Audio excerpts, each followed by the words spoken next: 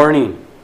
Welcome to the Blue Earth County Board of Commissioners meeting of December 13th, 2022. We'll all stand for the Pledge of Allegiance to the flag. Pledge allegiance to the flag of the United States of America and to the republic for which it stands, one nation, under God, indivisible, with liberty and justice for all. Okay, we have the agenda review. Mr. Chair, there are no changes to the agenda today. I would move to approve the agenda. Vance moves. Second. Second by Patty. All those in favor say aye. Aye. Opposed carries. Okay, we will move into, we have to have a motion on that too, right? Yes, we need Need a motion to recess. Our board recess. meeting. Yep, for to follow the EDA agenda, so. I would move to recess. Second. It's been moved and second. Okay, all those in favor say aye. Aye. Opposed carries. We'll have Nancy come up and give us a little review of our EDA. Good morning. Good morning, Nancy. Good morning, Chair. Good morning, Commissioners. Mr. Chair, we will need to call the meeting to order and then Yep. do the agenda review as well.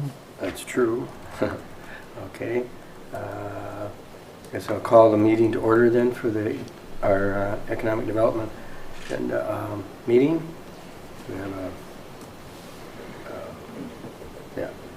we have to have a motion, I mean. Well, you can For the agenda. approve the agenda, Just so approve there are the no agenda, changes yeah. to No that change to the today. agenda. No I'll move the changes to agenda. Kip moves the agenda. Second. And second by Patty. All those in favor say aye. Aye. Opposed carries. All right. Mr. Chair, I would move the minutes of October 11th. I will second It's that. been moved by Kevin, second by Vance to remove the minutes. Discussion, all those in favor say aye. Aye. Opposed carries. Okay. And we have, you got the floor. Okay, so the first item that we have here is the Minnesota Housing Program, the Minnesota Cities Participation Program, which is a home ownership program. So it provides funding for us for first-time home buyers and does include some down payment assistance monies. And this program is a way for the city or the county to work with the state across the whole state to leverage bond dollars for home ownership rather than the county just doing it on their own. We can bond with them if there's no cost to the county to do that. And we do leverage dollars then that are able to help people in our communities purchase homes. And I know we've been doing this for the last about 5 years, and I think the first year we had like 17 homes, and then last year we had 47 homes. wow. So it's been increasing every year, so it's been kind of exciting to see how that has been expanding. And as we have new resources for helping people purchase homes, this is just another layer to help families do that. So we're hoping in the next couple of years we'll see a lot more. We did get our information back for this year of 2022, and we only did 33 homes, so I was a little disappointed, but still it helped 33 home buyers purchase homes, and we know the economic conditions were really hard for families, and even finding homes was very difficult, so we can kind of understand why our number went down. But we have other opportunities this year with the Impact Fund. And so we'll see a lot more layering using our voucher program with this program and Impact Fund, and even we're seeing more of the community land trusts coming in, so hoping to see a lot more families that we can serve, and we'll be able to track it to know which programs are serving which families under which programs, and we'll hopefully next year be able to give you a lot more information on that. But this that we have here for you is just for you to approve the application and agreement with the state to enter into this program again for next year. So we get your approval now, and then in January, the first week in January, we submit it to the state, and they'll put us in that pool then for first-time home buyer programs. So we just need your approval to sign the application and the agreement with the state. Chair, Okay. Vance? I'll make a motion to approve the Minnesota City Participation Program application. Yep, that sounds, we have a second? Second by Patty. Any discussion? Sounds good. All those in favor say aye. Opposed carries. There. Then the next item on the agenda is the public housing operating budget.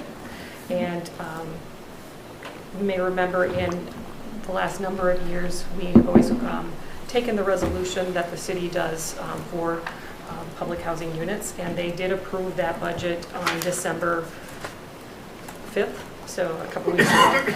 And the Department of HUD requires us to also come to you and get your approval on the budget as well. So we've kind of given you an outline of the budget and the resolution, just outlining the expenses. And I did give you not just the operating budget, but I did also give you the capital funds budget, so you kind of have an idea of the different pots of money that we're funding the programs under. So we do have our public housing, which is 66 units scattered around Blue Earth County, and the budget for that is $425,000 a year. And then we also have the breakdown of the budget for Breckenridge. And Breckenridge is 18 units in Eagle Lake, and half of those units are public housing and half of them are a tax credit market rent at that property, but their budgets are pretty much the same. So we're looking at about $72,000, $73,000 on an annual basis for those 9 units as well. And then we do have a capital funds budget because we do get operating funds from HUD for administering the program, but then we also get capital funds to maintain those units as well. And so we're looking at $216,000 projecting for next year.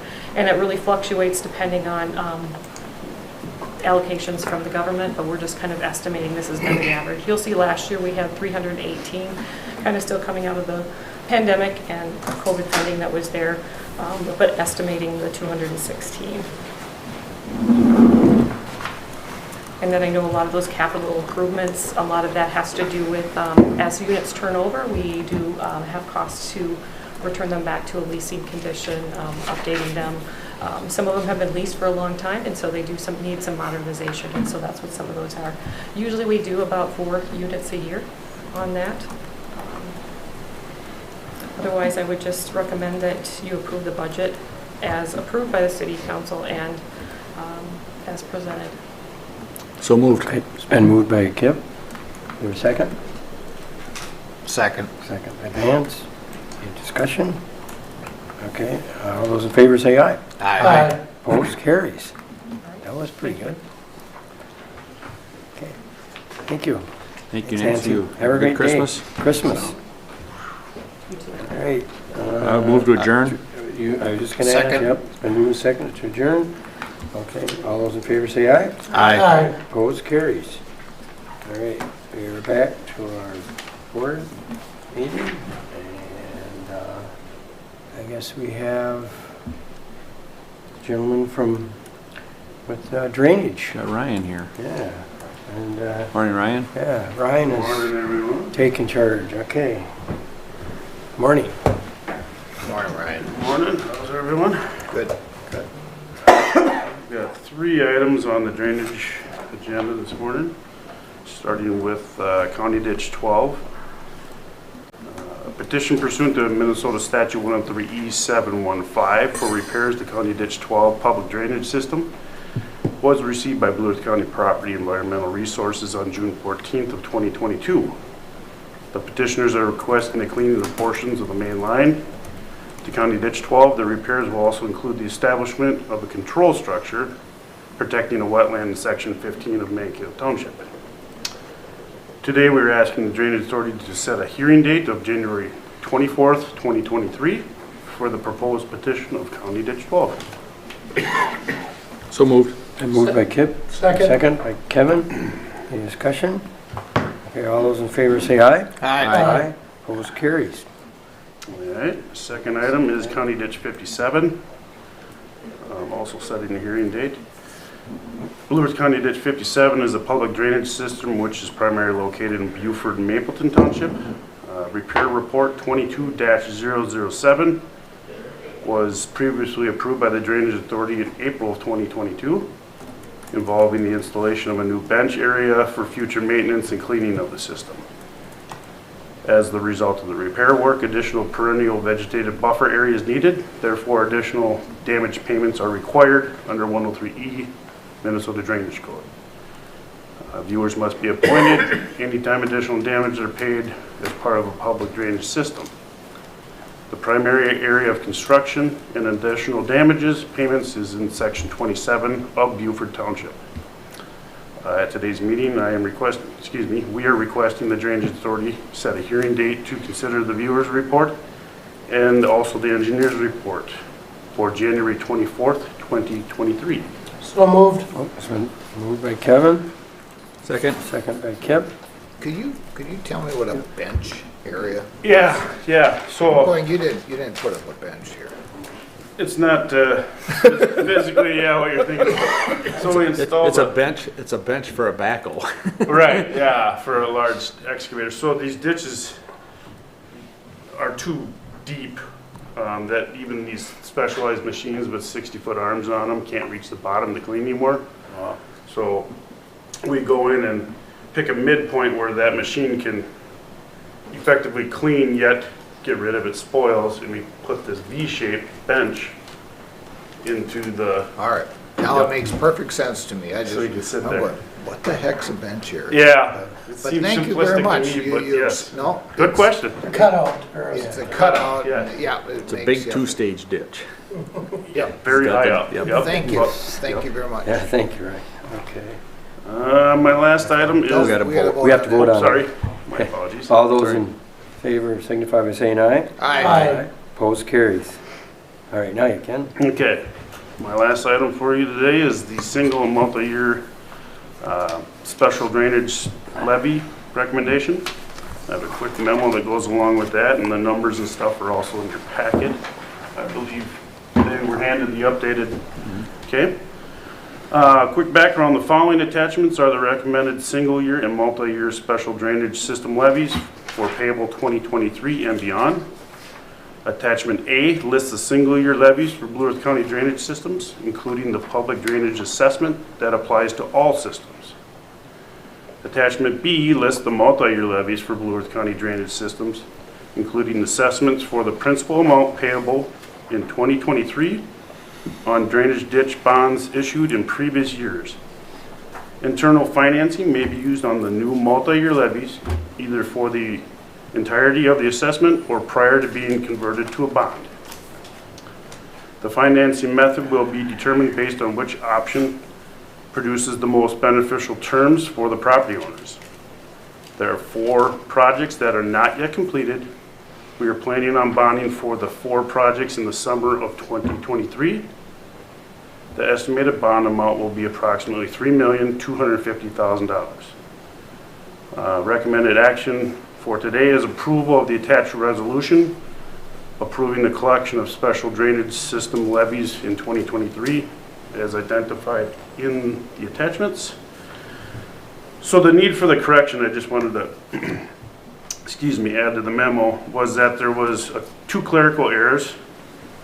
One being the ditch code issue of D566. It was repeated on 2 systems. And the other was also a duplicate for JTD1 Wasika. The 1-year assessment was duplicated. All those errors have been corrected, and you have the updated copy, corrected copies. Yeah. Okay. So moved. Yep, Second. it's been moved and second. Any discussion? All those in favor signify by saying aye. Aye. Opposed, carries. If I may make one quick update with CD56 in Lake Crystal, that cleaning and sediment issue. Yeah. Yep. I've been on site multiple times.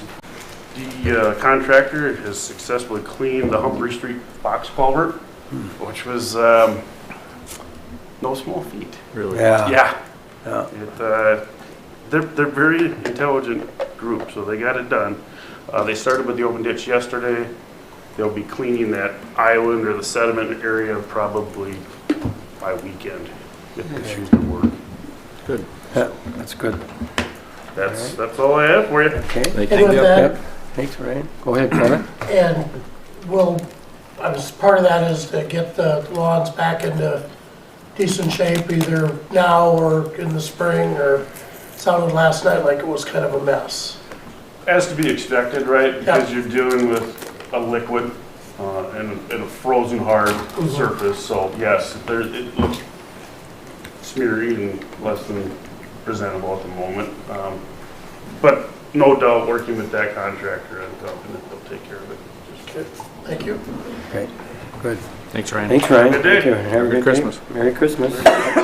Thank you. Okay. We have John. County Juvenile. It's John. There he is. Okay. Good morning, John. Morning, John.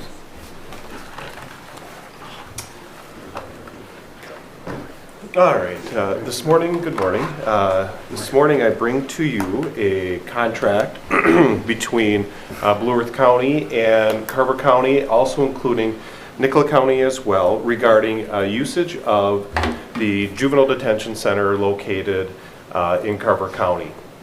This has been a topic that we've discussed in various settings at times. I know you have been a part of some of these conversations at the advisory board, Commissioner, just discussing the lack of resources that we have had over the past couple of years as it relates to out-of-home placements for juveniles. And so we've been doing some visits to different facilities, having conversations with different facilities, and Carver is our most our closest facility that we can use in order to have a bed for a juvenile to be held while they're awaiting court or further placement. Carver County's facilities located at their jail. It is called an 8-day facility, meaning that a juvenile cannot reside there for more than 8 days. So they don't offer a ton of programming there. It's more of a holding place for them to then either return to the community or move into a new placement. And so we've been kind of evaluating our options as it relates to the idea of doing a contract with different facilities in order to kind of guarantee that bed. Because what you see sometimes is that facilities will say, well, we're either at capacity, or other counties will reach out and they'll operate under contracts with different counties as well. And so this is something that counties have been doing around the state, typically larger counties, and so this is something that we looked at doing here as well.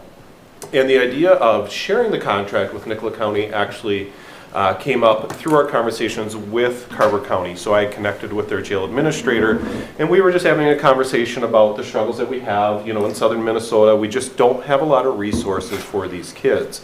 And they had thrown out the idea of, well, what do you feel, you know, how do you feel about, you know, sharing something with Nicola County? That way you guys can both receive the benefits of having that bed available to you, and it would also cut down on some of the costs.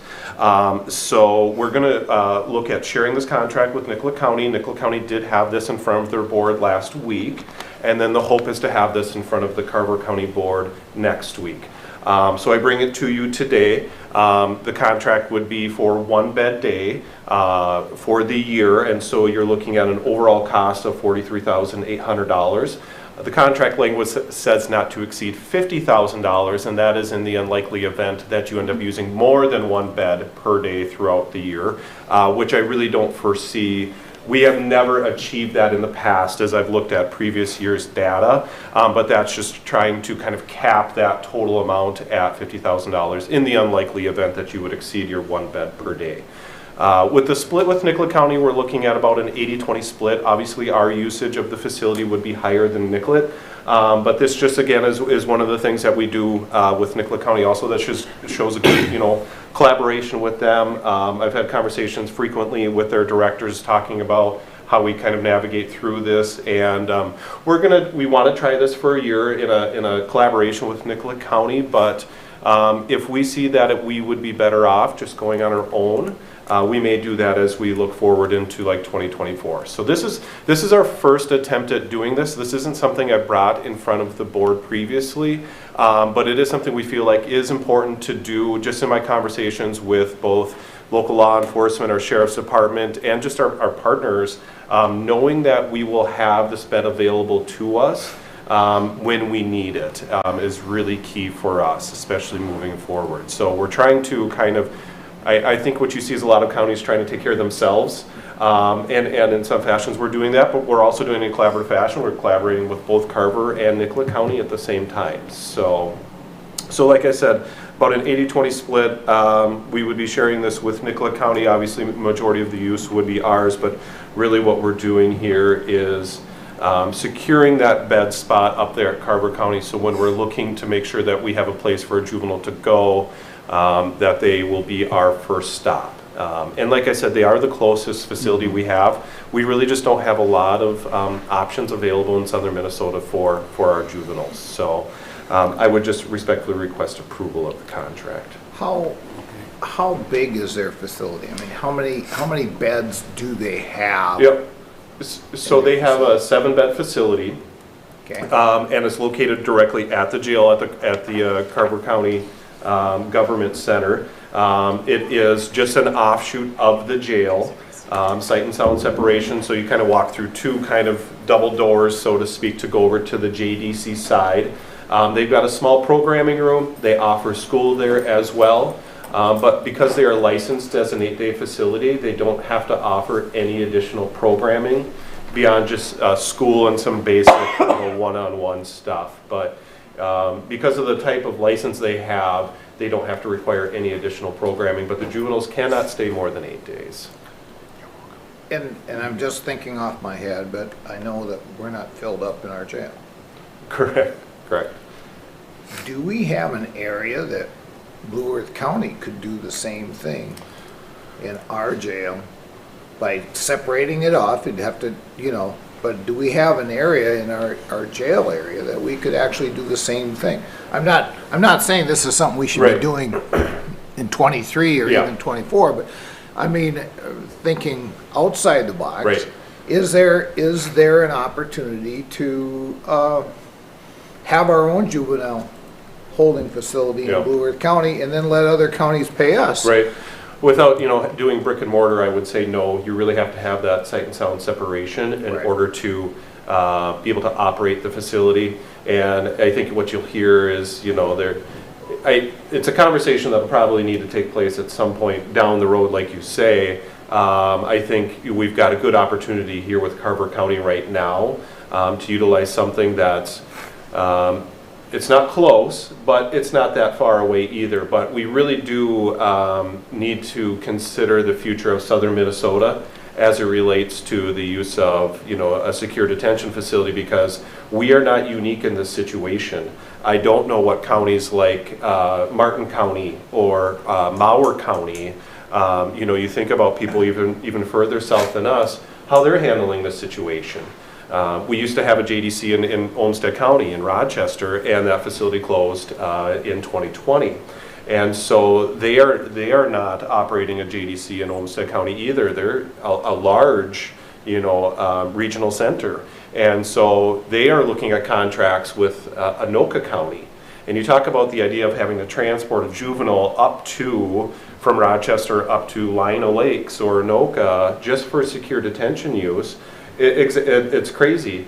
And so you kind of go into, looking at this like self-preservation almost, like, well, I want to take care of my staff and the deputies, having to be aware of the time that they're going to be spending on the road in order to take a kid up to a secure facility. And so in the immediate future, I don't know that it's something that anybody here is interested in, but there has to be some future conversations, and we've talked about it a little bit in various settings. How do we make sure that as far as the southern portion of the state goes, that we make sure that we are able to say that we have options available to us? Red Wing does not offer secure detention. So beyond Chaska or Carver County, we're looking at Wilmer over in Prairie Lakes, and we're looking at Hastings and Dakota County. And so that is what I talked to the Sheriff's Department about where I should be putting our resources right now as far as this issue. It was, we need to take care of Carver County first. They are the closest facility for us as far as where, deputies and transport officers are going to have to go if they have to take a kid up there. And then I will probably, and I am already looking at what we would do as far as it relates to Prairie Lakes over in Wilmer. That would be the next conversation. So, Thank you. yep. Thank you. Thank you, Is there a John. motion for this? Yep, we have a motion. Been moved. Vance, a second? Second. Second by Patty. Okay, any discussion? All those in favor say aye. Aye. Opposed, carries. Thank you. Thank you. That's only, what, Carver, Yeah, 50, 60 miles? 45 minutes. 45 Yep. minutes? Yeah. Hop, skip, and a jump. Yeah, you know, if you can Compared have a transport officer or one of my agents or deputy on the road and back in about an hour and a half, they prefer that much more than the Prairie Lakes 2 hours one way. Yeah. That's what we're trying to take care of. Yeah, no kidding. So, Thanks, Thank you, John. Have a good Christmas. thank you as well. Christmas. Thanks, John. Okay. We have then, we got Ryan here, so we got Public Works. Good morning, Commissioners. Morning, Ryan. Morning, Ryan. A few items here. Yeah, we've got a few action items for consideration and discussion this morning. Lots of discussion topics.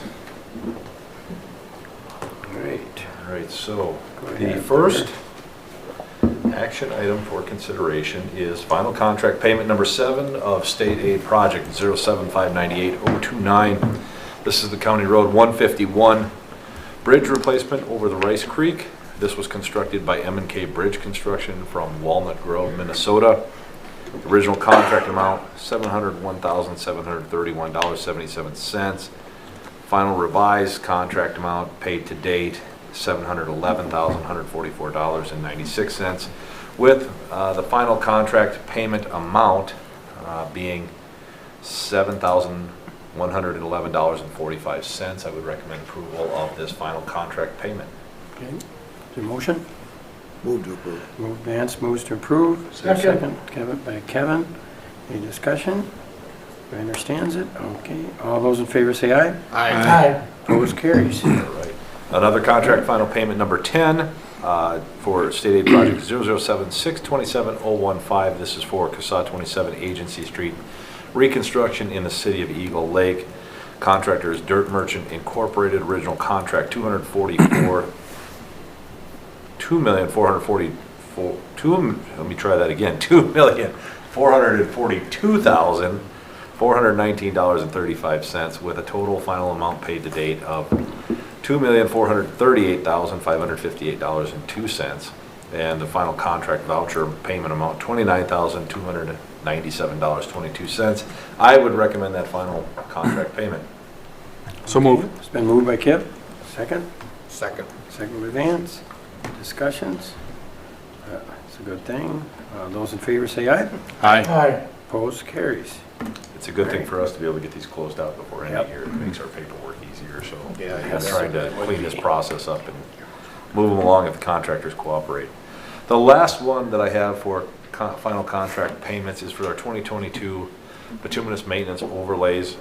This includes CASA 5, 14, 27, 34, 41, 47, and 48 by Minnesota Paving Materials. Final pay request voucher number 4. Final contract amount paid to date, $3,652,857.95. Final voucher amount, $38,398.62. I would recommend approval of that final payment as well. Okay, we have a motion. I'll move it. Patty moves. Or second? Second. Second by Kevin. Okay, discussion. All those in favor say aye. Aye. Opposed, carries. Okay. Great. Action item number 4 is consideration of the resolution included in your board packets supporting the City of Eagle Lake's Transportation Alternatives Grant application. As you may recall, the TA program is what we utilize to construct the trail along Stoltzman Road. It is a federal grant program that's competitively based. The City of Eagle Lake is interested in pursuing a shared use path along the eastern right-of-way of CASA 27 from Thomas Drive, which is kind of where we concluded the project, the reconstruction project, to the south along the trailer park, and then along the Township Road over to pick up, and I forget the name of the city street way over there, but that subdivision that's on the very southeast corner of town. Concerns with connecting that, and this is a resultant request following up on a MAPO pedestrian study that we'll touch on a little bit later. But with this grant application and the resolution, if the city were successful in obtaining these funds, the county as the delegated contract process holder, agreement holder, with the state would be responsible for at least administering the contract end of this. So we are having some responsibility in this agreement if they are successful. But and again, we would have a financial responsibility to pick up half of the share that the grant would not cover. Right now, the grant, I believe, is an 80% grant, and we've had past success also going after additional DNR funds to use as matching dollars. So I would recommend approval of this resolution of support. So moved. Been moved by Kip, a second. Second. Second by Patty. Any discussion? Okay, all those in favor, say aye. Aye. Opposed, carries.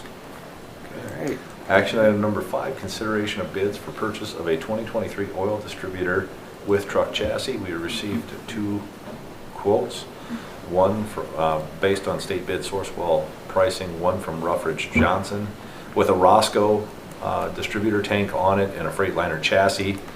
That was high bid, including trade-in, $252,550. The low bid was Swanston Equipment with an Etnier, I'm sorry, I'm not pronouncing that right, I know, Centennial tank, and then on a Freightliner chassis as well. Low bid, $217,456.50. I would recommend award to Swanston. Okay. We have a motion. So moved. Been moved by Vance. Second. Second by Kip. Can you explain the difference between the Roscoe and the Etnier tank? Is it a You big really wanna difference? know? They're both specified. Is one Different any better than manufacturers. the other or not? Not to my knowledge. There's Okay. different manufacturers of the tank equipments and the pumps and things like that. Right now, I know we have a Roscoe on the existing truck that we're trading in. However, speaking with our maintenance staff, they don't see a need that we would feel that significant level It of doesn't make loyalty it- to it. Yeah, doesn't make any- The okay. chassis is just as important as anything. All right. Yeah, they're both on Freightliners, so. Yeah. And that's not changed, it's Freightliner. Okay. Let's see. All those in favor say aye. Aye. Opposed, carries. All right. All right, thank you. The next item for consideration is the MnDOT contract number 1052218 for federal participation in construction. This is an update, another 5-year extension of our delegated contract process. So as you know, Blue Earth County is one of only 2 agencies in Blue Earth County that has authority to issue federal funds from MnDOT, ourselves in the city of Mankato. So on behalf of the small cities, townships, et cetera, we are responsible for administering federal dollars for them for transportation-related projects. This is the delegated contract process agreement. I would recommend approval of said agreement. Okay. So moved. That's moved by Patty. Second. Second by Kip. The federal participation, okay. All those in favor say aye. Aye. Opposed, carries. Okay. All right. And following that is also a resolution authorizing MnDOT agreement number 1052218. MnDOT does agreements, and then they also require resolutions, which seems excessive, but I would recommend award of that, or approval of that resolution. So moved. Formalized, okay, it's been moved by Vance. Second. Second by Patty. Discussion, okay, all those in favor say aye. Aye. Opposed, carried. All right. We'll move on into project updates. We're busy with, as soon as we get out of construction, the guys are jumping into working on design and delivering next year's and the subsequent year projects. So County State Highway 16 is one we've been talking about for quite a while. It's kind of been put on the back burner due to other projects taking precedent, but we're in a good place with that. The plans are at 95% and they're going to be submitted to state aid at the end of the month for their approval. So that means we could send it out to bid. Right-of-way acquisition is going, progressing well. So I always get nervous when it never seems like natural, but I think the folks out there are ready for the project and the improvement that it's going to bring. So Jack's moving right along with right-of-way acquisition out there. So we're anticipating early bidding in 2023 for County State Highway 16. 2023, okay. CSAH 13, which is southwest of Good Thunder, that runs from CSAH 1 to US Highway 169. SRF is making revisions for a 95% plan submittal by New Year to the county. We'll give those a quick look and those will be submitted to the state for approval. The right-of-way will begin as soon as CSAH 16 right-of-way is near completion, probably right about New Year's, so about 2 to 3 weeks out. The DNR permit has been approved. The U.S. Army Corps of Engineers permit has been submitted. bid letting is really going to be dependent on right-of-way acquisition process. That's a big, long, challenging project. There is a likelihood, a lot of moving parts with our funding, with the fact that we've got a large bridge in that package. The bridge, we're trying to accelerate the bridge approval so that gets on the waiting list, so that if the legislature does authorize bridge bonds, we'd be in position to at least have the state pay for half of that bridge replacement cost. That's about a $3 million bridge. Bridge prices have gone through the roof. If we don't get that, it puts us stretched pretty thin. Sure. And probably having to look into maybe using some of our $24 in advance to make sure we can cover our work that we've got programmed. With that, the other challenge is obviously the number of landowners that and Ryan will be meeting with and trying to buy land from. So the project bid date will be dependent. We want to try to get it out early to take advantage of good prices. If we don't get it out early, there's a likelihood that we'll have to revise the contract verbiage because of the scope of work to probably extend it into the subsequent year, but we want to make sure that the bridge is only out 1 year if we get the bridge replaced, so we'll have to be looking at phasing that. The other big hang up on a big long project like that is if we don't have the right of way, we can't give the utilities notification to get out of the way. In an ideal world, we'd have the right of way and utilities moving a year in advance so we can come in and construct. But with the staffing and the challenges buying right of way, that's just not been a reality for us. So we're moving along on that. We want to get it out the door this summer. However, there's a chance that some of the work could leak into the subsequent year, which wasn't really part of our original ideal plan. CSAH 26 from 57 to Minnesota Highway 22, Bolton Mink has submitted the 95% plans for state aid submittal this month. That one's moving right along. Right-of-way acquisition is beginning. Most of that is actually temporary easement. We've got one landowner who may be challenging, and it's the one where we need to get permanent right-of-way, so we're going to begin working on that process right away. But we're looking at a bid letting that could be as early as February, again, depending on that right-of-way acquisition process and how our 2023 funding allocations come out once the commissioner's order is sent out to the counties. And again, as we've talked about, we've got 4 bridge design projects in process. CSAH 4 is under design. We're still working on trying to get the channel survey. Our surveyors are usually, working, we carry construction almost into Thanksgiving, and then there's a really small window for them to try to do this, but our right-of-way guys also want stakes along all the projects so that they can show the landowners what the property impacts are going to be and get survey tied in. So if conditions won't fit, they're trying to get those surveys picked up. So CSAH 10 is the same situation. It's under design, but they're waiting on us for survey of the channel. And then CSAH 29 and County Road 146 are under design. The channel surveys have been submitted. CSAH 11 from the West County line to CSAH 6 will begin after 16 is wrapped up. The aerial survey and wetland delineations have been completed. And Victory Drive, County State Highway 82. From Hoffman Road to Fair Street, we intend to send out a request for proposals for engineering design services in the coming weeks for a mid-January response.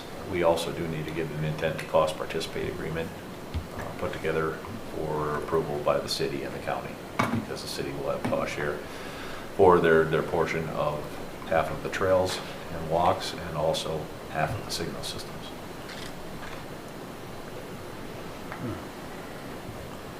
Maintenance activity updates. When we're not plowing snow during the winter, the crews are working on tree removals, replenishing our aggregate stockpiles for next year, hauling sand, gravel, P-rock, etc. They're also going to work on shop facility maintenance, routine activities of that nature.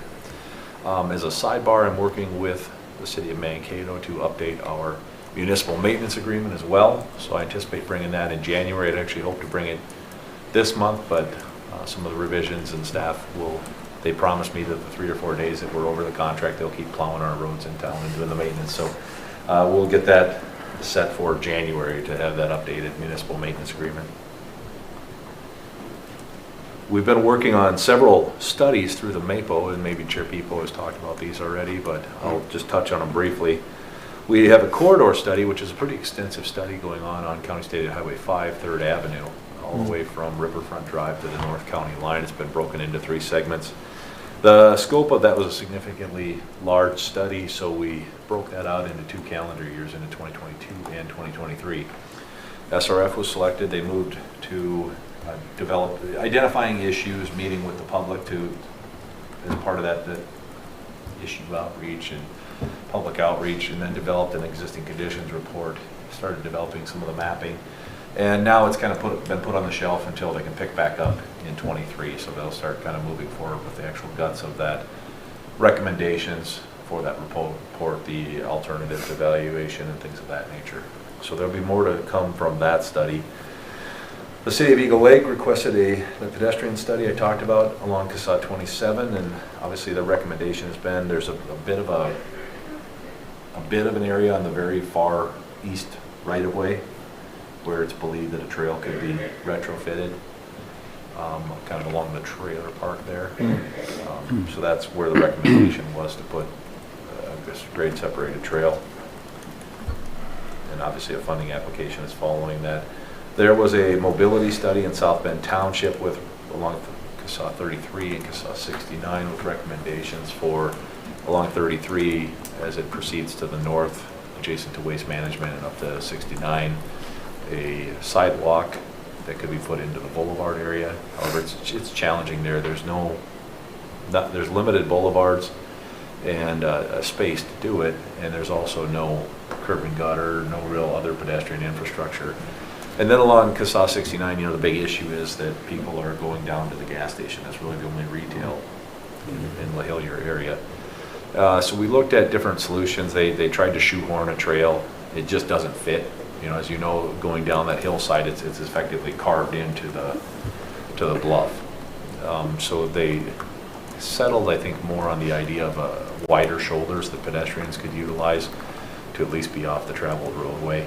And it's not ideal, but it's a compromise. And so that the township was understanding that. The other challenge that the township has is financial resources to pay for what would be their share of a half of a trail. So widened shoulders could certainly be incorporated easier into a future project and be less disruptive for a road that we didn't really have plans to make massive reconstruction project. We try to avoid reconstructing roads just to fit trails in. That's an expensive practice. If we were to go down that road, it's just seldom warranted for the roads necessities. The last one we've been working on is Minnesota State University Mankato pedestrian study, and that identified the pedestrian crossings at Ellis, the mid-block crossing where we have the pedestrian refuge island that goes between the athletic fields and the athletic buildings, with the RFB there, rapid rectangular flashing beacon, and then the intersection with Warren Street.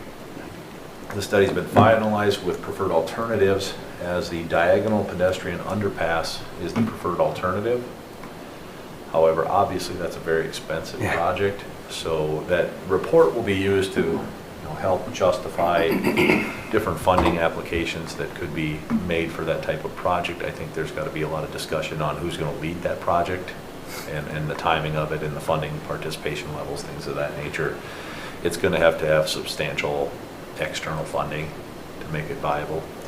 There was, if you may recall, there was also discussion about some lane modifications for the transit buses and changing the signal phasing around, and either keeping the students coming to my bearings to the west and then to the north as they cross, so that they did continue crossing at L, or there was a proposal of an all cross, which is basically just a scramble and all the lights shut down and they can go whatever direction they want. The all cross did have some additional delays to drivers, which gave me concern, also gave the city of Mankato concern. So I think there's probably some difference of opinion between MSU and the counties and the cities on preference for the at-grade crossing options.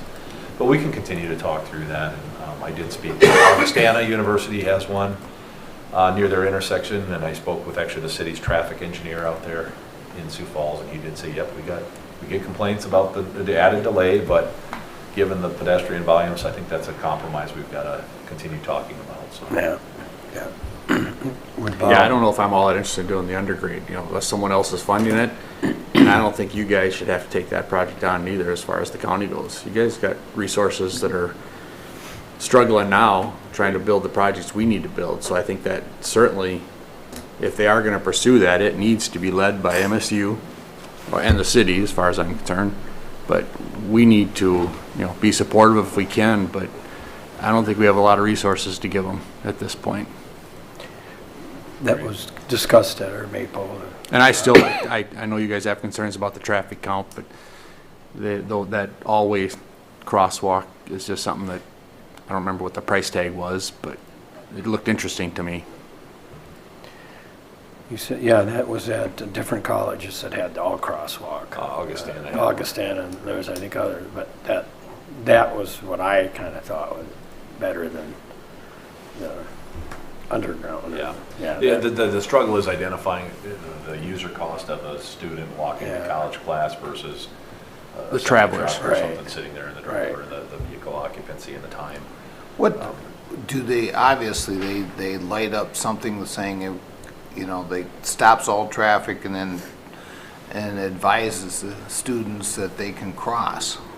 Yep, At the that crosswalks are actually painted diagonally across the Right. intersection. There's just kind of a. But, obviously it must be a time frame or 2 minutes or something. Yeah, the And traffic then- engineers, Then have it's, that then calculated in the there's report. some sort of a lighting system that tells the walkers not to walk no more and Yep, allows, it'd be just like a regular Just like it is crosswalk, now, except except for for diagonally. you can go, It's and diagonal. you can jaywalk cost-wise, that's Yeah, obviously yeah. the choice.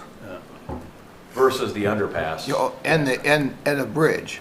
Well, yeah, correct. The bridge was, that one was, you've got to show it for consideration, but it wasn't a realistic Yeah, option but- because but- you're gonna expect students to do Yeah, this I or mean- you just travel. Yeah, no. And what happens is, traffic is gonna back up, but as soon as people understand that if they're gonna go through that intersection, and that might happen, they're gonna have a 2 or 3 minute delay because of that,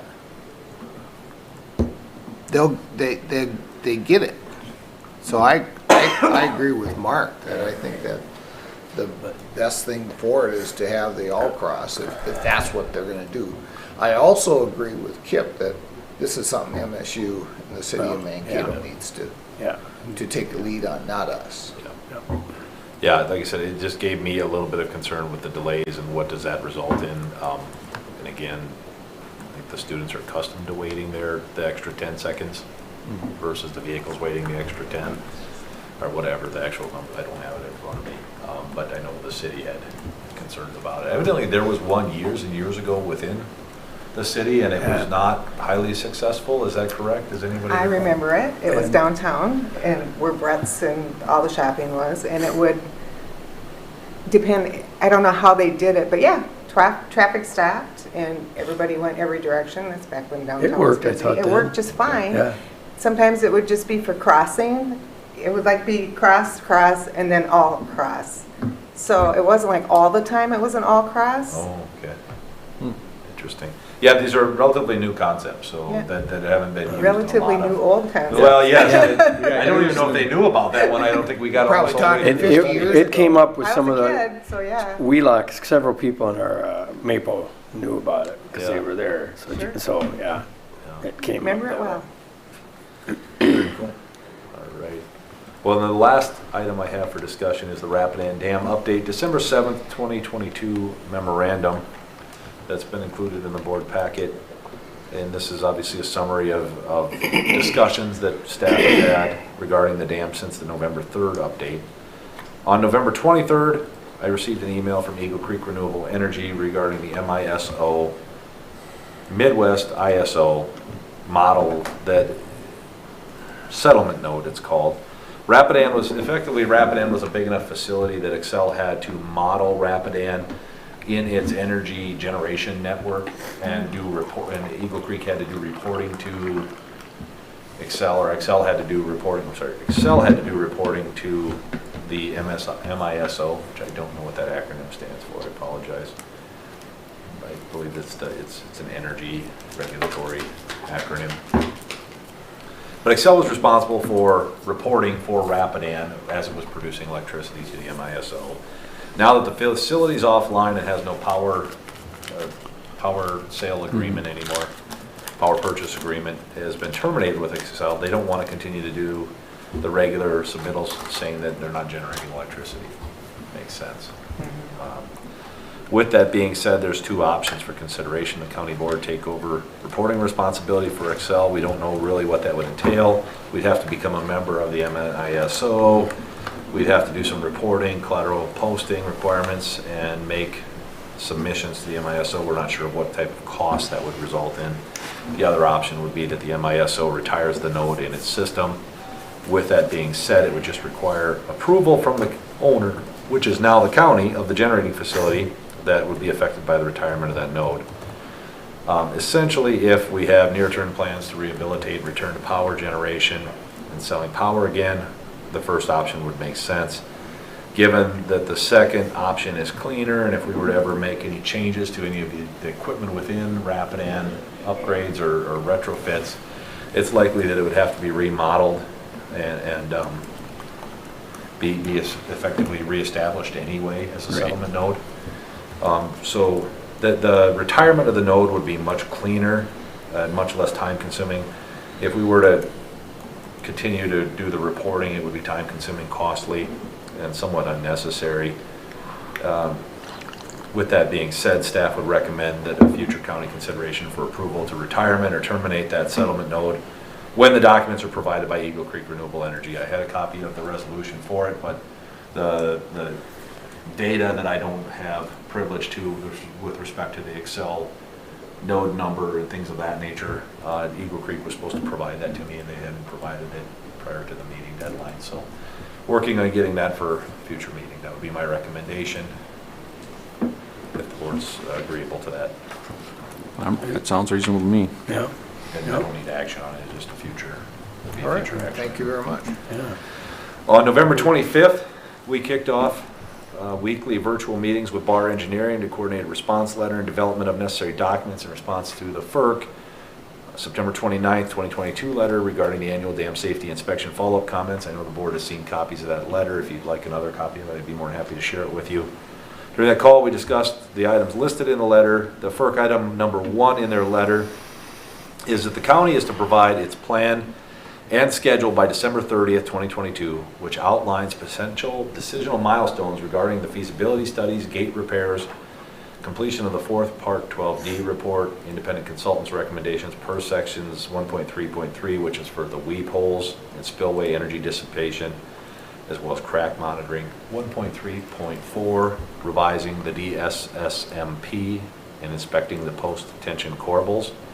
And 1.3.5, fill and seal the upstream face of the non-overflow bulkhead, cracks, and complete long-term maintenance repairs, as well as section 1.3.7, file updated STID. The county and Bar have a near final overall completion ready letter response prepared, and I'll plan on submitting that today, if not tomorrow after our discussion here today. And I'm going to just kind of hold on the discussion of that timeline. I'll work through the rest, and I've actually got additional information in my next point, and we'll work back to that. FERC item number 2 was to provide a completed diving inspection report and the status of the Tainer gates repairs so that a dive inspection could be safely scheduled. They don't want to do a dive inspection report with the gates open because of safety concerns, especially if there's flow going over the dam. The Bar has begun working on the DSSMR Dam Safety Surveillance Monitoring Report Plan and intends to complete it by the April 1st, 2023 deadline.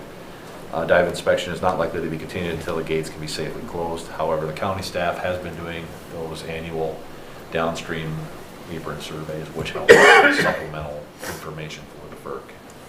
And it did not show, when we completed that in fall of 22, it did not show significant additional scour beyond what had been surveyed in 2020. FERC item number 3 required monthly reading of crack gauges. We're working on doing that monthly. There are some that are, you have to climb down the right face of the dam and down that actual wall and have a ladder. So conditions like this where it's unsafe for somebody to try to be traversing those slopes, we're not going to do it, but the ones within the dam we're reading monthly and having those available for reporting. Item number 4, review the DSSMR filed by Eagle Creek and respond by December 30th with our findings and statement and certification regarding the dam's continued operation. Bar's hesitant to certify that. I think we talked about that last month because of the time and to certify it as a licensed engineer, they have to do their due diligence to ensure that the statements that are made that they can stand behind. It's well outside of my wheelhouse in my area of practice, so it wouldn't be really ethical for me to certify the safety of the dam. And we'll kind of follow back up on that one as well in the subsequent conversation with the FERC. Item number 5 is updating the owner dam safety plan. The plan is under development and will be submitted by the deadline. FERC item number 6, review and update the existing public safety plan, and BAR has completed a draft of that, provided to the county, and so we're rounding the corner on being able to submit that as well. So to follow up on this, I spoke on November 28th with Scott Arado from the Federal Energy Regulatory Commission regarding the county's responses to their letter. Another letter is coming soon from the FERC. Actually, since I wrote this update, I received that letter. It provided additional guidance. I'll talk about that at the subsequent board meeting in January. I don't think it really gets technical about the weep holes, the piezometers and things of that nature. But we discussed the FERC number 1 item, which was the county's providing a timeline for decision points.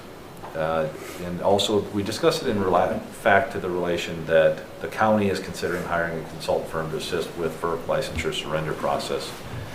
Scott said it's very important for the county to ensure that we lay out the possibility of the FERC licensure surrender, as well as the steps and time frame for a licensure surrender, and ultimately what would be done with the dam. And as you may recall from previous conversations with the FERC, if we were to pursue licensure surrender, they would recommend it in a kind of a 2-step process. Step 1, we make a decision on the FERC license with the short-term answer being that we're going to leave the dam standing as is, and then they can make a decision on what repairs would be necessary, if any.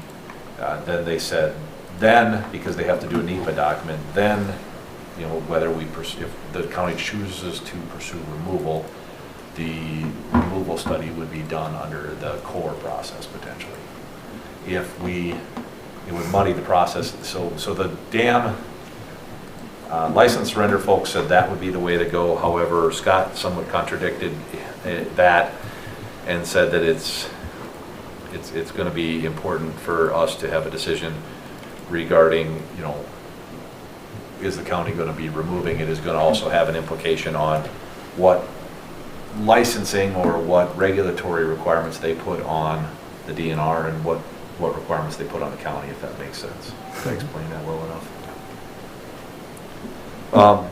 Based on the conversation I had with Scott, he thought 3 months or so as a decision for licensure surrender of the FERC license would be an acceptable time frame to the FERC. And I threw out a number on what was probably the high end, and he probably gave me something that was a little bit more on the low end as far as the decision on whether to repair the dam to stand or ultimately pursuing removal or ownership transfer. So he said, I threw out, would 12 months be acceptable? And he said, well, we'd like to see it maybe in 6 months or so, but there's also the fact that the FERC licensure surrender process has to be worked through, and that nobody's really given us a tremendously clear answer on what's going to be expected of us, because it's different with each dam as the regulatory responsibility is handed over from the FERC to the DNR. So the timeline was put out there of 6 to 12 months for a decision on repair, stand, removal, or ownership. And it's important to put the caveat out there that that's going to be dependent on factors at play that come along with if we choose to pursue the licensure surrender process. My recommendation would be to work within the time frame that the FERC has kind of indicated would be adequate. Perhaps 6 to 9 months would be more of a reasonable statement for making that decision. And my request, because I have to include it in my letter and I'd like to get that back to the FERC soon, would be for board discussion and direction regarding that anticipated decisional time frame for inclusion in my letter. Well, I'm certainly ready to pull the FERC permit, and I think it's reasonable within 6 to 9 months to make the decision on the rest of it, as long as we get rid of the first FERC permit. And I don't think that's unreasonable. I think it's Keeps us moving. I'm supportive of that. You don't have to wait 3 months for the FERC permit as far as I'm concerned. Okay, Make that happen. okay. I don't know what the rest of the board thinks, but Yeah, I agree with that. And that's indicating that we're not interested in generating electricity with it. correct. That's my understanding. Is this what's required by December 30th? Correct, that and how long till we make a decision on FERC licensure, whether we're gonna keep it or whether we wanna surrender it, and then how long until we make a decision on whether the county's going to repair the dam to stand, try to transfer ownership to somebody else, which we've talked about that. That's, ideally, that would be great if somebody else wanted to take the dam and try to make electricity with it, but whoever that entity would be has to have tremendous financial wherewithal. Right. We can't give it to a small independent contractor because they don't have the financial capability to properly take care of it, or pursue removal options. So that is a third option, but not a very viable option, is what we're saying. Nobody's jumped out of the woodwork out of the dam from us yet, unfortunately. So, since we have a board meeting next week, could we make that decision by next week then? The decision. That's the with last board meeting of the with year. the FERC time permit? With the FERC permit? With the FERC permit. So maybe I'll jump to that and then we'll come back to the decisional time frame. The FERC permit, I've started talking with BAR and other potential consultant firms about assisting the county with that surrender process. They do have some time's got to go into it to scope, because this is it could be this scope of work or it could be this scope of work. So in order to get a good proposal and reasonable price, it's a very complex issue. So we talked with 2 different firms. They both have the resources to do it. However, the other firm would require considerable time just getting them up to speed on reviewing all the reports, whereas BAR already has that time put in. So I think they've got a significant competitive advantage. They work very well with us. I don't have a reason to really look elsewhere. The other firm's staff may be slightly more experienced in licensure surrender. However, I'm confident in BAR staff as well. With that being said, I would recommend pursuing scoping and development of a professional services agreement for licensure surrender with BAR. Whether I can get it for you next week is the board meeting? The last one of the year. I'd have to walk it in if I could even do that. So we have a call with the FERC today at 11:30. I've kind of jumped the gun on this because I just wanted to get the meeting set up. But we have a meeting with the FERC today at 11:30 to discuss the scope of work that would entail for BAR so that they can put that documentation. I will try to get that. We'll see how the meeting goes Whatever today. you can. If not, I could certainly bring it January 3rd. Yeah, I mean, we're all in agreement, I think, that the FERC permit's gonna go. Okay. Start working that, whether it's next week's meeting or January's meeting out. I'm 6-1, bewildered that yeah, it takes several months and a firm to I discontinue a just didn't permit, know but if it you is what it needed is. before the end of the No, year. I just need an answer on that time part. frame. If I could say less, 1 to 3 months, 1 to 2 months decision basis, or Okay. like I say within a Whatever month. works. For the FERC? FERC licensure, yep. You can tell them tomorrow, or next board meeting, or tell them when you bring it to the board meeting, it's done. I mean, we're done with the FERC permit discussion. All right. Yeah, Nope, tell them we're ready to go, we just I'm need a appreciative resolution. of that direction. All right. That's the direction. Now the other one, the So jump. can I back up? a Well, little? Kevin? So we're at number 4, right, on our piece, as we're talking about the process, and it was either BAR or other potential firms, right, assisting. Yes, Staff recommends BAR, yes, correct? yes. Have we made a decision on it, or have we come, okay, I'll bring a proposal from BAR, an actual professional services contract. okay. But before I got too far into the weeds of having BAR tie up a lot of time in developing their scope of work, I wanted to at least kind of get more concurrence on that. So we're deciding to work with BAR on this, we just don't know what that entails until we see their proposal.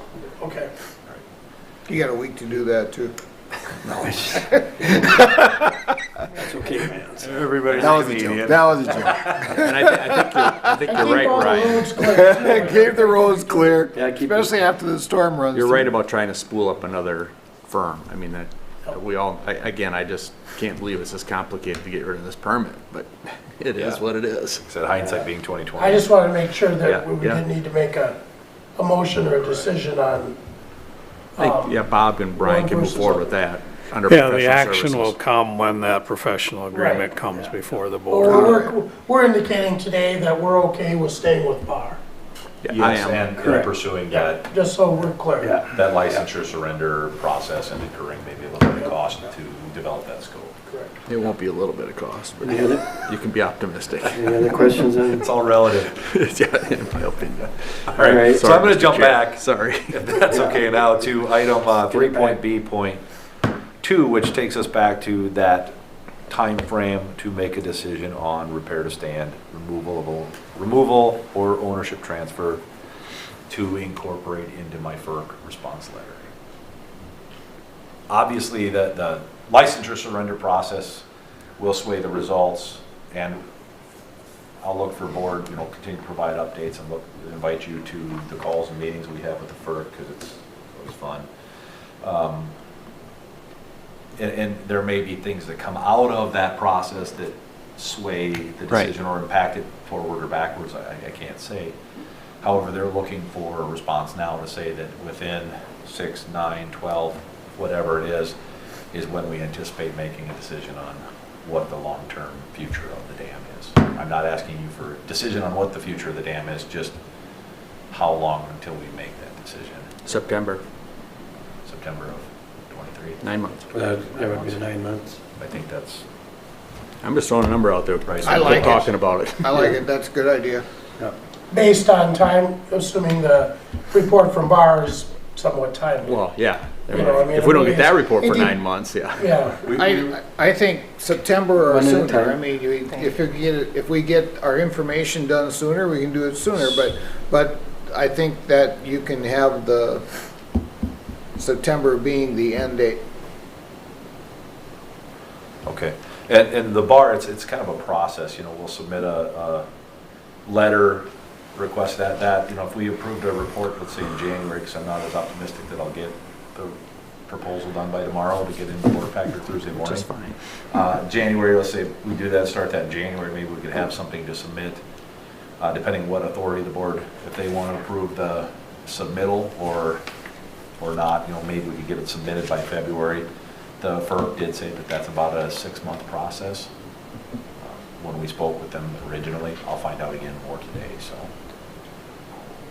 Okay. All right. All right, I appreciate that guidance, it's very helpful for me to include in that response, and I can get that back to the FERC, and they know that we're talking about this. And I will add, FERC staff have been fantastic. Good. Scott's been awesome to work with, very supportive, very sympathetic to what the county's facing and the challenges associated with the complexity of the issue. So I'm very appreciative of everything that the FERC staff has done to help us out with this process. Just tell them we're trying to build a new highway building too. Yeah. He said, well, and he understands, we have other irons in the fire, that my principal calling is not to be a damn engineer. Depending who you talk to and what context is, I don't know, but anyway. Kevin's got a question. Anything else? Kevin? so just so I'm clear, so as we look at this license surrender timeframe, and when that's complete, then we've got to do the NEPA, That's part, or is that part of the, yeah, is that should be considered part of the process. surrender? That's part of the surrender process that has to be evaluated. The discussion's going to center today around, does BAR do that or does the FERC do that? In our initial conversation, the FERC said they could do that, but BAR wants clarification on the distinction between those responsibilities. So when the surrender process is done, we'll be done with the NEPA process as well. Might not be the same, but that timeline.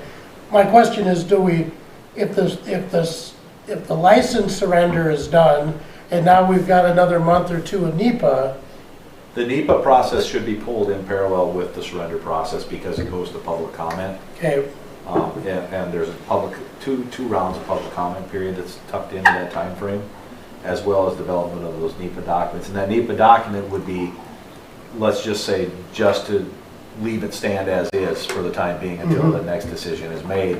And then the next decision, if removal is the option, then another NEPA document would have to be done to determine the ecological impacts of that, right. if that makes sense.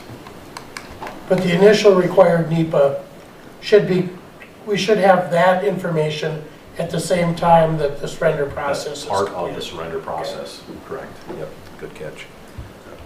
Yeah, the rest of the memo was routine monitoring, surveillance, things that I know you've seen before. So this is very helpful. I'm very appreciative of the time you've taken to give me guidance on this. So if there's not any other questions, that would conclude my report. No, it's a lot of work on your part, Ryan. We appreciate that. Thank you much for everything. And your other Anybody have staff. anything else? We'll let him Thank you, go. Ryan. He's got a call at 11:30. We better let him get ready for it. Yeah. All right, Have a good Christmas. See you this afternoon, probably. If you're not on a call. Thanks, If Ryan. it's still going down, I'm gonna have other problems. All right. Do I keep going, or do we want a break, or do we just want to? We can keep Let's going. get I the think. staff keep through going? here. What's We that? got staff sitting here. Let's try to get them Okay, moving. keep going there. All right. We have a break at the end of our Yep. board meeting. Property environmental resources, or no, excuse me, I got Pat. Patrick first. Mr. Chair, Commissioners, I've noticed how full your schedule is today, so I have no comments additional to the report. It speaks for itself. If you have any questions, please let me know. Okay. All right. Thank you, Pat. Thank you, Pat. Okay, then we have our property environmental resources, we have Mr. Ryan Short. And we have Mark Vanderfeld. Good morning. Good morning. Appreciate the opportunity. Have one item to present from the assessor's office this morning. The memo that we have in front of you is an annual memo notifying the Board of changes that have been made after the adjournment of the 2022 County Board of Appeal and Equalization. That was held in mid-June. So this memo will go through some of those changes and the reason behind some of those changes that have taken place since the closure of that County Board of Appeal in June. Changes are generally results of special property tax programs where application deadlines occurred after the close of that meeting. And I'll take a couple quick minutes to go through some of the categories that we have in this memo.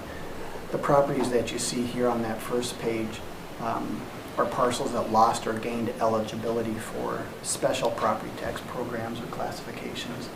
The notes section on the far right column will give you the primary reason for that change. So on the right-hand column, you'll see Class 1B as far as the note, and those are blind disabled properties.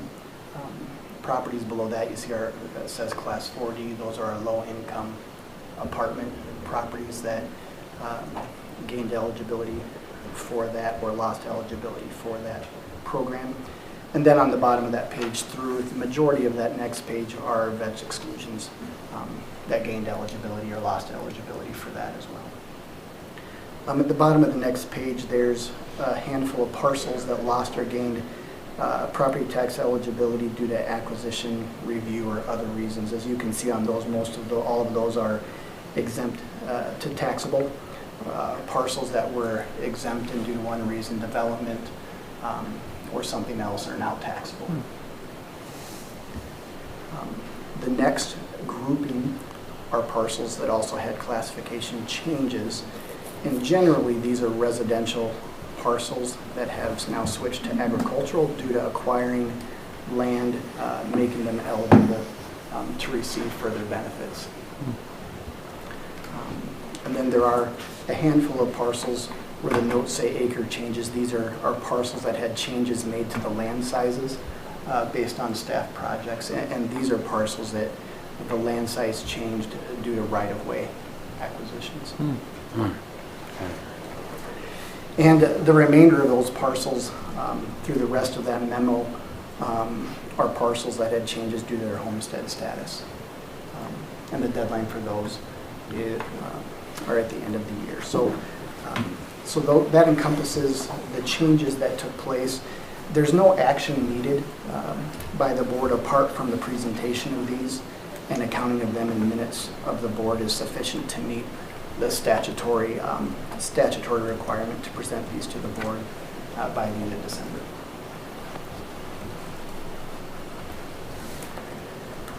I'm more than happy to answer any questions that you might have. Anybody have any questions? No, explained it very well. Yeah. Thank you, Ryan. Thank you, Ryan, very much. Thanks, appreciate it. Okay. Good morning. Morning, Mark. Thanks, Mark. Slide over to the middle here if you don't mind. Here, more so on the planning and zoning side for two quick items. One would be a review of our annual fee schedule. Over the last few years, we've adjusted that fee schedule to represent costs of the department based on time and resources. This year, we have just a handful of changes, most notably some modest increases to residential and commercial construction permits, and then also some land split costs there. And then in addition to that, some proposed increase to the after-the-fact fees on our permits. So one of the things that we considered with our after-the-fact fees is the approval authority and who is approving those and the time associated with that. So we're proposing an increase in after-the-fact fees from a general $150 fee, which is currently the fee with the 22 fee schedule, to $250 for administratively approved permits such as construction permits, and then up to $400 for Board of Adjustment and Planning Commission items. Of course, those Planning Commission items come before you for approval. And then just a note here that the after-the-fact fee is in addition to the regular permit fees. And then we would be looking for approval from the board here and an implementation date of January 1st of the next year. So. Any questions? Any questions of Mark? I would move approval. I'll second it. Kip, second by Patty. Okay, any discussion? The only comment that I would have is that we've been talking about this in the past, and these after-the-fact permits are problematic, but you don't want to make the fee, we talked about a higher fee at one point, but you don't want to make the fee so high that people take the chance and then have to do it after the fact because they want to try to skirt around the system. But I think in general, we believe most of the after the facts are because people just didn't know. There are a few that people, would rather beg for forgiveness and ask for permission, but I think, or we think, that most of them are just not knowledgeable what's going on. So we don't want to penalize them horribly, but we have to recover our costs. So that's just some background on the discussion we've had in the past. All right. Anything else? Thank you, Mark. And then I do have, I don't know if we need a motion. Oh, yeah, we have to vote. Excuse me. Okay. All right. All those in favor signify by saying aye. Aye. Aye. Opposed, carries. And then one final item from Planning and Zoning crew, we do have the annual reappointments for our Planning Commission and Board of Adjustment. This year, we have existing Planning Commission and Board of Adjustment members that we just like to reappoint. Ms. Taryn Surdy and then Mr. Daniel Roberts. We'd be looking or recommending reapproval for them for a term between January of 2023 and December of 2025. And then the Board of Adjustment would be Ms. Surdy as well, and then Mr. Dusty Riley, Michael Dusty Riley. And that would be the same term from January of 23 to December of 25. Okay, it's been moved by Kevin. Second. Second by Vance. Any discussion? All those in favor by saying aye. Aye. Opposed, carries. There we go. Thank you. Now we're set. Thank you, Mark. Holidays. Thanks, Mark. See you in a few minutes. All right. Yeah, Merry Christmas, you guys. All right, we have, let's see here, we're Down to administration. administration. Yep. Mr. Chair and Commissioners, the first item is the county board minutes for November 22nd. I would move to approve. It's been county board minutes, Vance moves, is there a second? Second. Second by Kip. Discussion, all those in favor say aye. Aye. Opposed, carries. Next are the bills for the 3 weeks indicated. I'll move to pay the bills. Okay, Kip moves to pay the bills, is there a second? I'll second. Second by Patty. Discussion, questions? All those in favor say aye. Aye. Opposed, carries. Okay. Mr. Chair and Commissioners, item number 13 in your packet is the Human Resources Department agenda. Do have 2 action items for the board's consideration today. First is authorization for the county board chair and county administrator to sign an agreement with the International Union of Operating Engineers, Local Union 49, for calendar years 2023 through 2025. I can give the board a brief update on some of the provisions included in this union contract for your consideration again. As indicated, it is a 3-year agreement. The general wage increases in this 3-year agreement include a $1.50 per hour increase plus the implementation of our classification and compensation study being done in 2023. Then in 2024, we have a 3.25% general wage adjustment as well as a 3.25% general wage adjustment for 2025.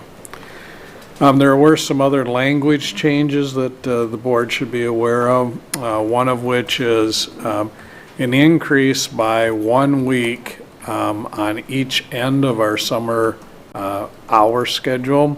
So we'll add 1 extra week in the spring and 1 extra week in the fall of working those summer hours. And those summer hours, again, are 9-hour days, Monday through Thursday, with a 4-hour Friday timetable.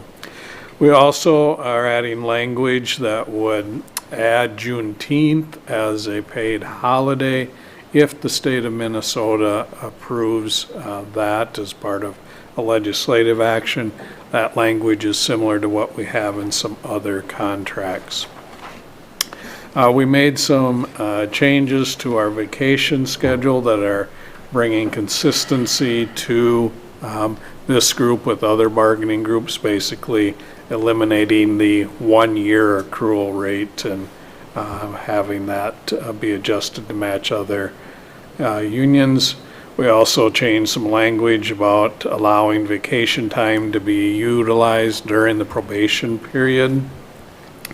We have a language change that increased the amount of hours that can be converted to a healthcare savings plan when there's excess accrual at the end of the year. We previously had a limit of 50 hours being transferred.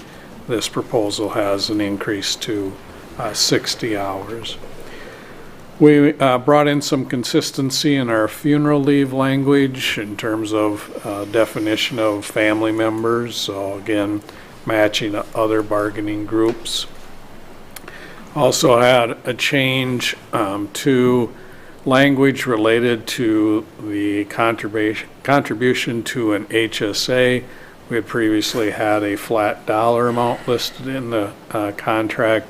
We have other unions that have language that says the county will provide 50% of the deductible, and so we're changing this language to match that. Then there was a provision regarding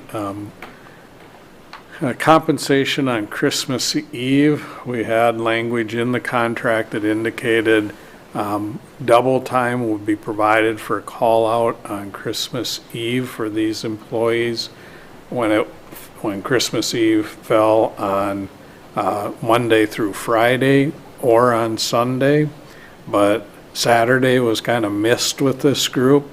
They would get time and a half, and so they're one of the few groups that has that risk of being called out on Christmas Eve, and so they asked that that be adjusted so it'd be double time basically any day of the week when Christmas Eve falls on that day. Kind of a major concession that the county made was related to the 3 mechanics.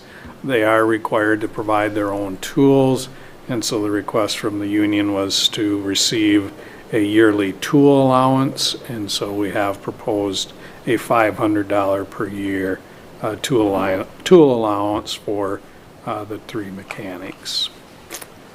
Otherwise, the language changes were cleanup and other kind of consistency types of elements. So be happy to answer any questions that the board might have on this proposed agreement.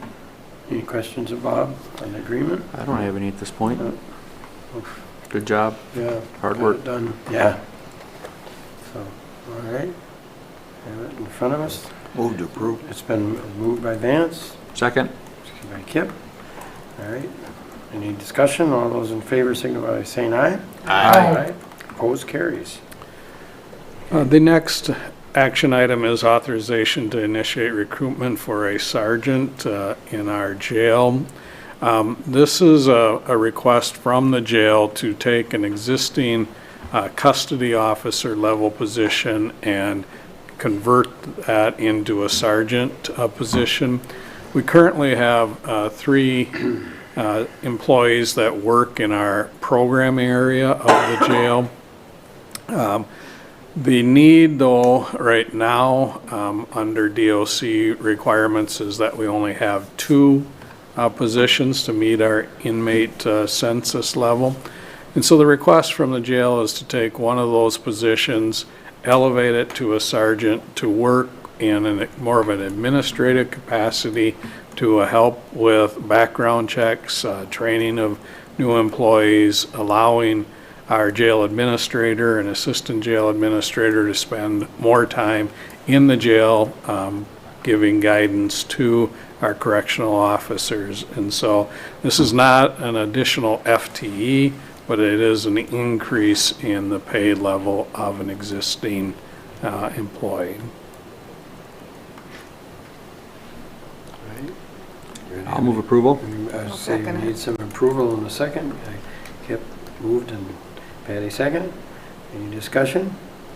All those in favor say aye. Aye. Opposed, carries. All right. Under informational items, then, we have received a resignation of a division chief in the county attorney's office and have initiated recruitment to refill that position, and ultimately resulting in a promotion of an assistant county attorney to that division chief position. We can all The fallout from congratulate Mr. Hanish for winning his Crow Wing County attorney spot. yes. McLeod. Yeah. McLeod? McLeod. McLeod, that was Crow Wing. Maybe that's the city. McLeod. The kind of final step in all of that process then is we've initiated recruitment to refill that assistant county attorney position. We also had a resignation of a maintenance technician 2 in our public works department, so we've initiated recruitment to refill that position. We also had a resignation of an assistant county attorney, so we've initiated recruitment to refill that position. Then we had the resignation of a chief deputy sheriff, effective in March. Technically will be leaving us at the end of this year and utilizing accrued benefits through March. We had a promotion of a child support enforcement specialist to an eligibility specialist. And so we've initiated recruitment to refill that child support enforcement specialist. We filled a part-time correctional officer position in the jail, as well as a 911 telecommuter or dispatch position. Lastly, we've had a change to a start date of a correctional officer from December 1st to December 12th. I'd be happy to answer any questions the board might have about the human resources informational items. Any questions? I don't have any. Any questions at all? Okay. All right, Mr. Chair and Commissioners, I have number 14 in your packet is a memo regarding 2023 intoxicating liquor licenses, seeking board approval of renewal of the following on-sale liquor licenses for Indian Island Winery, Mount Cato, Terrace View Golf Course, both the Minneopa Golf Course as well as Terrace View, and then the Windmill in Mapleton. Move to approve. Vance moves to approve all Second. liquor licenses, and second by Kevin. Any discussion? All those in favor say aye. Aye. Opposed, carries. Item number 15 in your packet is a memo from the St. Paul Port Authority regarding a request that a property assessed clean energy special assessment be placed on some parcels in Blue Earth County. Tailwind has purchased a strip mall and intends to put some solar on that strip mall. And so as part of the PACE program, we've worked with the St. Paul Port Authority in the past to do this assessment on the property tax statement to pay off a loan that will be applied to install that solar. I'll move approval. Okay, we need a motion, and Kip moves. I'll second it. Vance seconds. Any discussion? Okay, all those in favor say aye. Aye. Opposed, carries. Item number 16 in your packet is a memo regarding a county extension committee reappointment. We have had the regional extension director request a reappointment of Lee Williams to the county extension committee. This appointment would run from January of 23 through December of 2025. Mr. Williams does reside in Commissioner District 2. I would move to approve. Vance wants to move to approve the Lee Williams appointment, okay? Second. Second, Kip, discussion, all those in favor? I'll just make a point that Lee's very active in that committee. He comes to all the meetings, asks a lot of questions, and does a great job, so. Yeah, he's an all-around good guy, there we go. Okay, all those in favor say aye. Aye. Opposed, carries. Okay. Item number 17 is a memo regarding the vacancy in the office of the sheriff. As you're well aware, Sheriff Peterson has submitted his resignation from the office, with his last day being December 31st. Based on Minnesota statute, those sheriff terms are for 4 years, so having Sheriff Peterson leave at the end of this year does leave a couple-day gap before the new sheriff takes over, and so we're recommending appointment of Mr. Jeff Wursel to fill the remainder of Sheriff Peterson's term effective January 1st through the 2nd. I'll move that. Patty moves, okay, we have second? Second. Second by Vance. Discussion? I don't know, can we handle without a sheriff for 2 days? Probably not Probably legally. not. Well, in our best Gotta interest have- to have that gap filled. No, Gotta good have it, idea. so. All right, no further discussion, all those in favor say aye. Aye. Opposed, carries. All right. That's all I have for That's you, all Mr. Chair. have, so we're done with, okay. Then we just have our reports of our committees. Yes, sir. Who do they start with today? Boy, we start with a newbie. The newbie, I haven't been anywhere. I did go to the Association of Minnesota Counties Conference and the Yeah. Township Official That's right. meeting. Oh, you did, see? Yeah. Okay. All right, Kip. Mine's relatively short also. I did not make it out to the NC conference. I'm glad we had good representation there, so thank you all for doing that. I had a couple of regional radio board committee meetings online. Nothing new and alarming going on there, just kind of day-to-day operations. And then some landowner meetings for some ditch stuff. We had SWCD the other night. Got one new elected person there, but we haven't met that person yet. Be coming in. And Bill has been on the SWCDB board for 24 years, right? Bill Gardner. So they congratulated him, and he did a great job. It was fun working with him.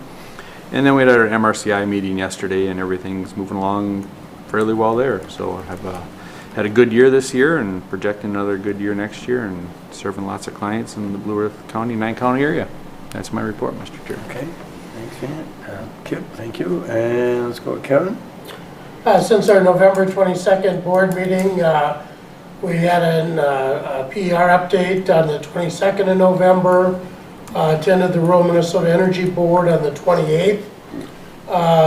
We met for our 11th Le Sueur One Watershed, One Plan on the 30th. On the 1st of December, I attended the GMG Rural Forum, was absent from the township officers. AMC has already been mentioned. I attended that. I would just add that was elected vice chair of the Environment and Natural Resources Committee at their policy committee meeting. On the 12th, we had the drainage work group meeting up in St. Paul. This morning, SWCD has been mentioned with Kip. This morning was the GMG legislative event, which I did. A couple coming up just worth mentioning. Tomorrow, Blue Earth County will be hosting Senator Frentz, chair of the Energy and Environment Committee on the Senate side, with the Rural Minnesota Energy Board folks. And on Thursday, we will have our 12th meeting of the policy committee of the LeSueur One Watershed, One Plan. So this as we'll look at the plan, it'll be ready for public comment. This is be the 64th meeting in the last 3 years, 3 months, and 17 days of our 358-page plan. So anybody that thinks that this is something somebody thought up overnight is 63 meetings short of the party, I guess. So 60. hopefully we'll be able to move forward with the LeSueur One Watershed, One Plan as we move forward.